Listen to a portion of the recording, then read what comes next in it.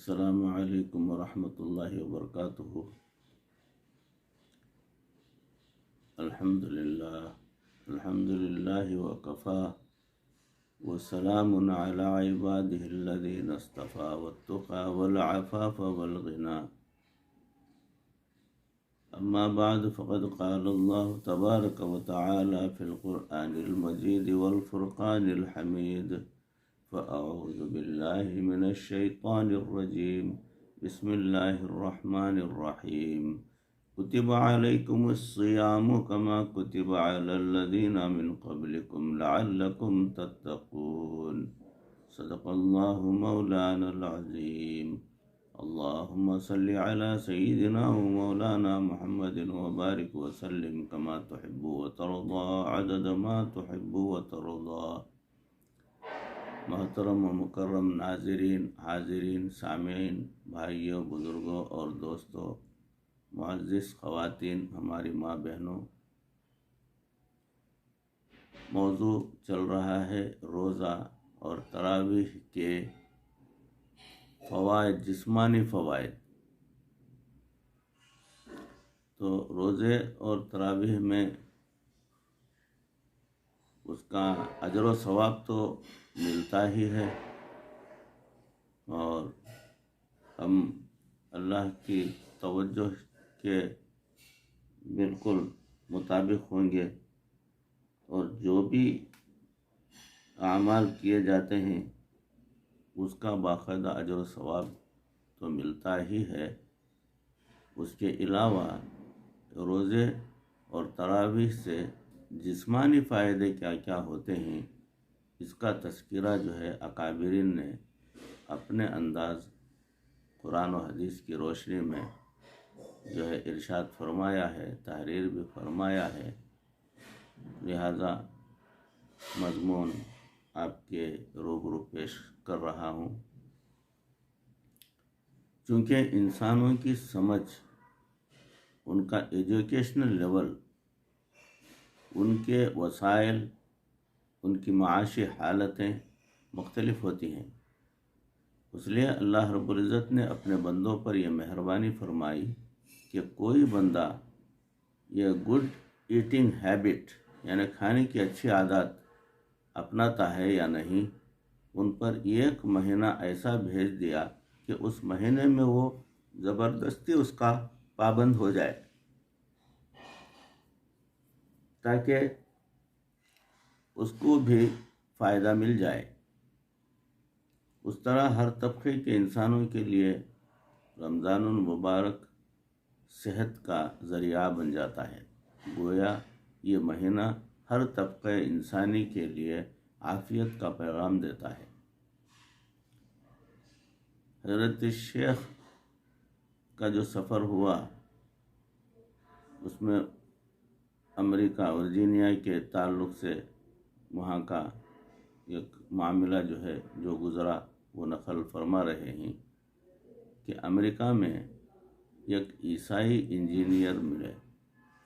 باتیں کرتے کرتے وہ حضرت سے کہنے لگے کہ میں آج کل فاسٹنگ کر رہا ہوں، یعنی روزے رکھ رہا ہوں۔ تو حضرت نے ان سے پوچھا، بھائی کیا مطلب؟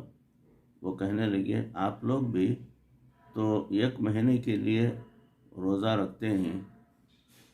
میں نے کہا ہاں۔ وہ کہنے لگے کہ اس میں میڈیکلی اتنے فائدے ہیں کہ میں نے ان ظاہری فائدوں کی خاطر اپنی زندگی کا معمول بنا لیا ہے کہ میں بھی ہر سال 1 مہینہ روزے رکھتا ہوں۔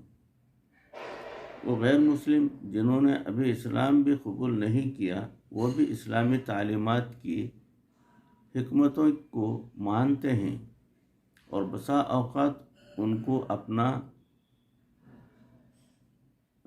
اپنا کر دنیاوی فائدے اٹھاتے ہیں۔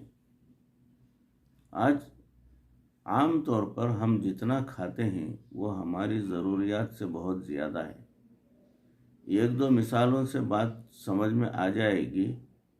شیر کے بارے میں کہتے ہیں کہ وہ جنگل کا بادشاہ ہے، اس کے جسم کے اندر مزل اسٹرینتھ اتنی ہوتی ہے کہ اگر وہ کبھی کسی جانور کے سامنے آ جائے تو اس جانور کی آدھی جان تو اسی وقت ہی نکل جاتی ہے جب وہ چلتا اور دوڑتا ہے، تو اس کے جسم کے خد و خال کو دیکھ کر بندہ حیران ہوتا ہے اور کہتا ہے کہ واقعی یہ حق رکھتا ہے کہ اس کو جنگل کا بادشاہ ہونا چاہیے۔ اس کی خوراک کتنی ہوتی ہے؟ اس کو ہفتے میں 1 مرتبہ گوشت کیا جو ہے ضروری ہے، کھاتا ہے۔ ہمیں دنیا میں متعدد ایسی جگہوں کو دیکھنے کا موقع ملا جہاں شیروں کی خاص نسلوں کو جو ہے بریڈ کیا جاتا ہے۔ ہم نے ان سے یہ سوال بارہا پوچھا، پوری دنیا میں ہمیں یہ چیز کامن ملی کہ شیر کو ہفتے میں صرف 1 دفعہ ہی خوراک دی جاتی ہے، اور وہ خوراک اس کے لیے پورا ہفتہ کافی رہتا ہے۔ ہم نے کہا کہ اس کو تو ہفتے میں صرف 1 دفعہ خوراک دیتے ہیں، لیکن ہم 1 دن میں ماشاءاللہ کتنی بار کھاتے ہیں؟ اس وقت دنیا میں جو زیرو موجود ہیں ان میں سے سب سے زیادہ عمر والا اسپیسیز میں جو ہے کروکوڈائل جو ہے وہ مگرمچھ ہے۔ اس وقت بھی مگرمچھ کی عمر 150 سال، 250 سال، 200 سال تک جاری ہے۔ اس کے اندر مزل اسٹرنتھ اتنی زیادہ ہے کہ اگر وہ شیر کا بازو بھی اپنے جبڑے میں لے لے تو وہ بازو کٹ تو سکتا ہے مگر چھوٹ کر واپس نہیں آ سکتا۔ اب اس بات پر ریسرچ کی گئی کہ اس کی لمبی زندگی اور اس کی مزل اسٹرنتھ اتنی زیادہ ہونے کی وجہ کیا ہے، تو پتہ چلا کہ اس جانور کی خوراک بہت تھوڑی ہے۔ آپ حیران ہوں گے کہ کروکوڈائل کا وزن 700 کلو گرام ہوتا ہے، یعنی اگر 70 کلو گرام کا ایک بندہ ہو تو اس جیسے 10 آدمیوں کے وزن کے برابر اس مگرمچھ کا وزن ہوتا ہے، لیکن وہ 24 گھنٹوں میں صرف 700 گرام کھانا کھاتا ہے۔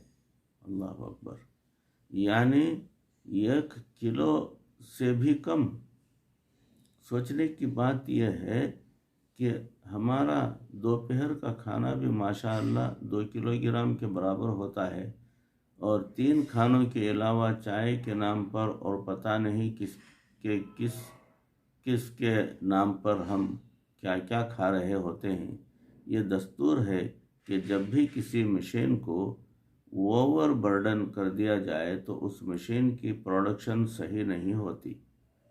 دماغ ہر وقت ہمارے جسم کے خون کو مختلف آرگنز کے ذریعے تقسیم کر رہا ہوتا ہے۔ جب ہم بہت زیادہ کھا لیتے ہیں تو ہمارا دماغ فیصلہ کر لیتا ہے کہ اب بدن میں سب سے زیادہ خون کی ضرورت معدے کو ہے۔ جیسے کوئی فائر فائٹنگ کرتا ہے کہ جہاں ضرورت ہو وہاں زیادہ توجہ دو، وہاں ایمرجنسی نافذ کر دی جاتی ہے، اسی طرح ہمارے خون کا ایک وافر حصہ معدے کی طرف متوجہ ہو جاتا ہے، حتیٰ کہ اس وقت ہمارے دماغ کو بھی تھوڑا خون پہنچ رہا ہوتا ہے۔ اسی لیے غنودگی طاری ہوتی ہے۔ زیادہ کھا لینے کے بعد جو غنودگی سی طاری ہوتی ہے اس کی بنیادی وجہ یہ ہے کہ دماغ جسم کے دوسرے اعضاء سے بلڈ کم کر کے معدے کو بھیج دیتا ہے۔ گویا دماغ یہ کہتا ہے کہ اب مصیبت پڑ گئی ہے، اب اس خوراک کو بھی ڈائجسٹ کرنا ہے، چونکہ خون کا بہت کم حصہ باقی بدن کو ملتا ہے، اس لیے بندہ لیزی ہو جاتا ہے، یعنی سست ہو جاتا ہے اور زیادہ وقت سویا رہتا ہے۔ دنیا میں جتنے مشاہیر بھی گزرے ہیں، اگر آپ ان کی زندگیوں کو اس اعتبار سے دیکھیں کہ وہ کتنا کھاتے تھے تو یہ چیز آپ کو کامن نظر آئے گی کہ ان کی خوراک بہت واجبی سی تھی۔ مثال کے طور پر امام بخاری رحمۃ اللہ علیہ کو اللہ رب العزت نے ایسی ذہانت دی تھی کہ آپ کو لاکھوں حدیثیں زبانی یاد تھیں. سبحان اللہ. ایک مرتبہ ان سے پوچھا گیا کہ آپ دن میں کتنا کھاتے ہیں؟ تو فرمانے لگے کہ میں آج کل 7 بادام کھا کر اپنے کام میں مصروف ہو جاتا ہوں اور میرا پورا دن اسی پر گزر جاتا ہے. اللہ اکبر. 7 بادام ایک دن میں. سوچنے کی بات ہے. ہم تو تصور بھی نہیں کر سکتے کہ اتنی کم مقدار میں انسان صحت مند بھی رہتا ہے اور اپنے کام و کاج بھی پورے کر لیتا ہے، ذہن بھی اس کا ساتھ دیتا ہے. جتنے لوگوں کا آئی کیو لیول اچھا ہوتا ہے، یہ سب وہ لوگ ہوتے ہیں جن کے اندر فیٹ یعنی چربی تھوڑی ہوتی ہے اور ان کے جسم بہت اچھے ہوتے ہیں. مجھے ایک دفعہ ایک میوزیم دیکھنے کا موقع ملا. میں نے وہاں آئنسٹائن کی ممی یعنی ہنوت شدہ لاش دیکھی. یہ آئنسٹائن آج کی دنیا میں اس طرح ریسپیکٹڈ فگر ہے جیسے دین کے حلقوں میں پیغمبروں کی عزت کی جاتی ہے. اس نے تھیوری آف ریلیٹیوٹی جو ہے پیش کیا. میں تو اس کا دبلا پتلا سٹرکچر دیکھ کر حیران رہ گیا. میرا خیال ہے کہ اس کا وزن 60 کلو گرام سے زیادہ تو نہیں ہوگا، لیکن اللہ تعالیٰ نے اس کو ایسا دماغ دیا کہ اس نے مادے اور انرجی کے ٹرانسفارم ہونے کی جو ایکویشنز دی، آج اس کی بنیاد پر دنیا کے اندر سب سے زیادہ ریسرچ کی جا رہی ہے. ہمارے نوجوانوں کو چاہیے کہ وہ بھی اچھی کھانے کی عادت کو اپنائیں. رمضان المبارک کا مہینہ اپنی اس ہیبٹ کو کنٹرول کرنے کے لیے ایک گولڈن چانس ہے. روزے کی کئی حکمتیں ہیں. اس سے انسان کے اندر صبر پیدا ہوتا ہے اور اللہ تعالیٰ کی نعمتوں کی قدر دانی بھی آتی ہے. ہم پتہ نہیں کہ کتنا کھانا ضائع کر دیتے ہیں. جب خود بھوکے ہوتے ہیں تب پتہ چلتا ہے کہ ایک لقمے کی کیا ویلیو ہوتی ہے. تو جہاں روزے کے اور فائدے ہیں وہاں ایک فائدہ یہ بھی ہے کہ انسان اپنے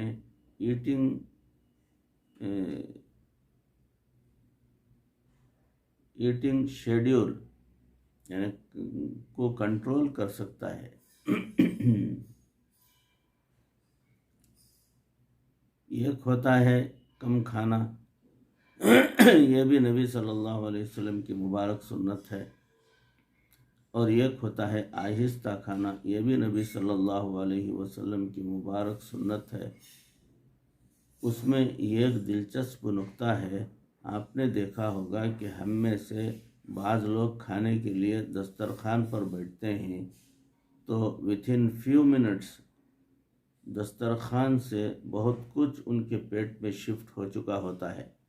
جب کھانا کھا لیتے ہیں تو تھوڑی دیر کے بعد پیٹ پکڑ کر کہہ رہے ہوتے ہیں کہ یار آج تو بہت کھا لیا ہے. اس میں دلچسپ نکتہ یہ ہے کہ مجھے ایک مرتبہ ایک ایسا مضمون پڑھنے کا موقع ملا جس کو کسی ملک میں ڈاکٹروں کی ایک ایسوسیشن نے چھاپا تھا. یہ ایک پکی بات ہے. انہوں نے لکھا تھا کہ جو بندہ اپنے وزن کو کم کرنا چاہے اس کو چاہیے کہ وہ آہستہ کھائے.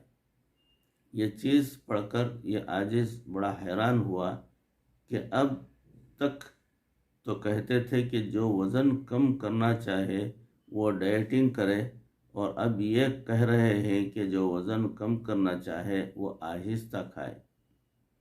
کھانے کے معاملے میں لوگ 2 طرح کے ہوتے ہیں. کچھ جو ڈائٹنگ کے قائل ہوتے ہیں اور کچھ ڈائی ایٹنگ یعنی مرنے کے لیے کھانا اس کے قائل ہوتے ہیں.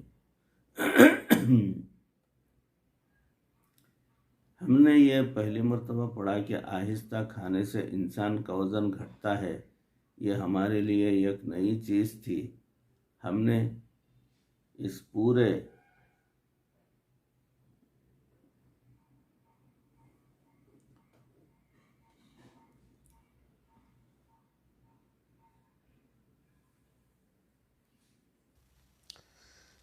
پہلی مرتبہ پڑھا کہ آہستہ کھانے سے انسان کا وزن گھٹتا ہے، یہ ہمارے لیے ایک نئی چیز تھی۔ ہم نے اس پورے لٹریچر کو پڑھا، اس میں ایک عجیب بات لکھی ہوئی تھی۔ اس میں لکھا تھا کہ جب ہم کھانا کھاتے ہیں تو ہمارا دماغ فیصلہ کرتا ہے کہ ہم نے کتنا کھایا ہے۔ یہ بات ایک مثال سے سمجھیں، انسان کا سر بالکل سیدھا ہے یا جھکا ہوا ہے، اس کا ڈیسیشن آنکھیں نہیں کرتی بلکہ اس کا ڈیسیشن دماغ کرتا ہے۔ ہمارے کانوں میں ایک کینال ہے جس میں لکوڈ ہوتا ہے، اور وہ لکوڈ اپنا لیول مینٹین کرتا ہے۔ اس لیول کا سگنل جب دماغ کو پہنچتا ہے تو دماغ سمجھ لیتا ہے کہ سر سیدھا ہے یا جھکا ہوا ہے۔ اسی طرح پیٹ بھرنے کا ڈیسیشن ہمارا دماغ لیتا ہے۔ اس سلسلے میں دماغ دو طرح سے ڈیسیشن لیتا ہے، ایک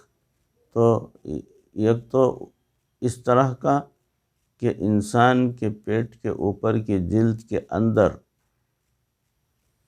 ٹرانسڈیوسر لگے ہوئے ہوتے ہیں۔ یہ ایسے ہی ہوتے ہیں جیسے پک اپ لگی ہوتی ہے۔ جب انسان کھانا کھاتا ہے اور اسٹمک ذرا پھیلتا ہے تو وہ ٹرانسڈیوسرز خود ہی ایلانگیٹ ہو کر اندازہ لگا لیتے ہیں کہ اندر کتنی خوراک چلی گئی ہے، مگر یہ سلو ایکشن ٹرانسڈیوسر سست رفتار ٹرانسڈیوسر ہیں۔ یہ اپنا سگنل بنا کر دماغ تک پہنچانے میں 7 منٹ سے لے کر 10 منٹ تک لے سکتے ہیں، یعنی اتنے وقفے کے بعد پک اپ دماغ کو بتائے گا کہ پیٹ بھر گیا ہے یا نہیں۔ انسان کو دوسرا سگنل اس کے منہ سے ملتا ہے۔ منہ ایک کرشنگ یونٹ ہے۔ کرشنگ یونٹ ہے، یہ یونٹ جتنی تیزی سے کام کرتا ہے یہ بھی دماغ کو پہنچ رہا ہوتا ہے۔ ان دو سگنلز کو سامنے رکھ کر انسان کا دماغ ڈیسیشن لیتا ہے کہ پیٹ میں کتنی خوراک پہنچ چکی ہے۔ اب ذرا یہ دیکھیں کہ ہم کیا کرتے ہیں۔ ہم یہ کرتے ہیں کہ 3-4 منٹ کے اندر 2 روٹیاں بھی کھا لیتے ہیں، پانی بھی پی لیتے ہیں اور سویٹ ڈش بھی کھا لیتے ہیں۔ ابھی پیٹ والا سگنل بھی نہیں پہنچا ہوتا اور اس سے پہلے ہم اوور ایٹ کر چکے ہوتے ہیں۔ لہٰذا جب اصل سگنل پہنچتا ہے تب ہم محسوس کرتے ہیں کہ آج تو میں نے بہت زیادہ کھا لیا ہے۔ اس کا ایک پروف یہ بھی ہے، فرض کریں کہ آپ کھانا کھا رہے ہیں اور آپ نے ابھی آدھی روٹی کھائی تھی کہ اتنے میں کوئی انٹرنیشنل کال آ گئی اور آپ فون سننے کے لیے چلے گئے۔ اگر آپ 5-7 منٹ تک فون سنتے رہے، جب واپس آئیں گے تو آپ کی بھوک مٹ چکی ہوگی۔ یہی وجہ ہے کہ لوگ کہتے ہیں کہ بھوک مر جاتی ہے۔ بھئی بھوک نہیں مرتی، بلکہ وہ جو چند منٹ گزرے ان میں پیٹ کا صحیح سگنل دماغ تک پہنچ گیا اور دماغ نے ڈیسیشن لے لیا کہ بس اتنی خوراک کافی ہے۔ بھائیو، بزرگوں، دوستو، میرے عزیزو، معزز خواتین، ماں بہنوں، موضوع چل رہا ہے روزے اور تراویح کے جسمانی فوائد۔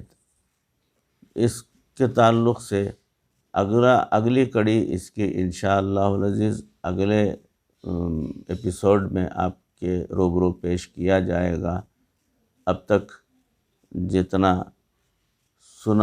سنایا گیا ہے، پروردگار ان پر اس عاجز کو بھی، آپ تمام کو بھی عمل کرنے کی توفیق عطا فرمائے۔ اللہ اپنی مرضی پر ہماری زندگی چلائے، اللہ مرتے دم تک کسی کا محتاج نہ بنائے، ایمان پر اور کلمے والی موت ہمیں پروردگار نصیب فرمائے۔ وآخر دعوانا ان الحمد للہ رب العالمین۔ السلام علیکم ورحمۃ اللہ وبرکاتہ۔